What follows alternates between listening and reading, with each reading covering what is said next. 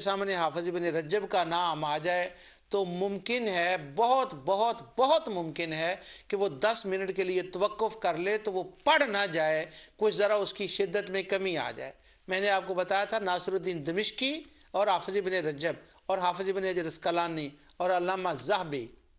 हाफिज इब्न कसीर, ये सब लोग, और हाफिज इब्न तैमिया जिनका मैंने आपको पढ़कर बताया था कि वो कहते हैं मिलाद करने वालों को अजर अजीम कहेगा। अगर इन उलमा का नुक्ता नज़र पेश कर दिया जाए मुखालिफिन के सामने तो शायद उनके गुस्से में कुछ